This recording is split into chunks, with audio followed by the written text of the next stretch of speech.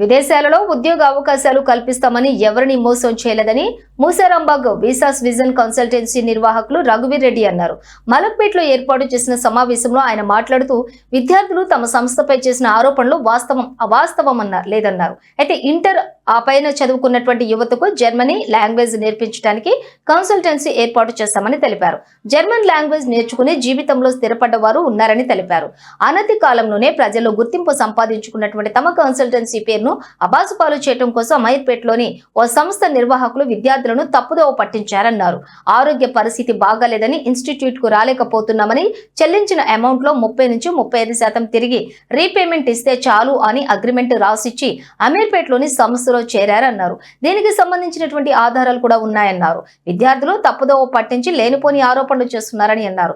ఎవరిని మభ్యపెట్టి తమ సంస్థలో చేర్చుకోలేదని 4 లెవెల్లో జర్మనీ లాంగ్వేజ్ లో శిక్షణ ఇస్తున్నామన్నారు. విద్యార్థులను మోసం చేసి ఇబ్బందులకు గురి చేయాల్సిన అవసరత తమ సంస్థకు లేదన్నారు.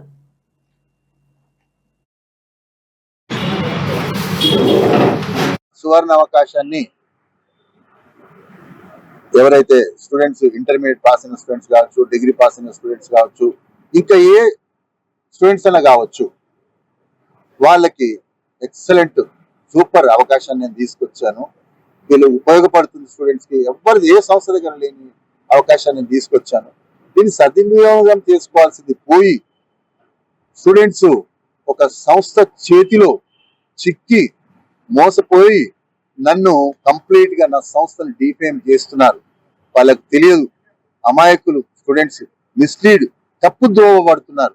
ఎందుకంటే వాళ్ళు ఆ సంస్థ కబంధ హస్తాల్లో ఇరుక్కుని తెలియకుండా వాళ్ళు తప్పుదోవలో వెళ్తున్నారు. దానికి నేను చాలా చింతిస్తున్నాను.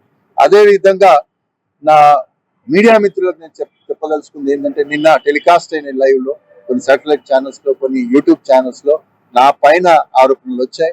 నేను ఇలా వీసాలు ఇస్తానని, అదని ఇదని, ఎంప్లాయ్మెంట్ ఆపర్చునిటీ ఇస్తానని చెప్పేసి అన్ని ఎన్నో రకాలుగా రాసుకున్నారు. ఎవరికి ఇష్టం వచ్చినట్టు రాసుకున్నారు. ఓన్లీ అది 1 సైడెడ్ వర్షన్. నా మీడియా మిత్రులకు నేను చెప్పేది ఏంటంటే, నిజ నిజాలు తెలుసుకుని ఏది న్యాయం ఏది అన్యాయం అనేది తెలుసుకోకుండా నేను వేడుకునేది వాళ్ళని ఏంటంటే, రిక్వెస్ట్ చేసే వాళ్ళకి ఇలా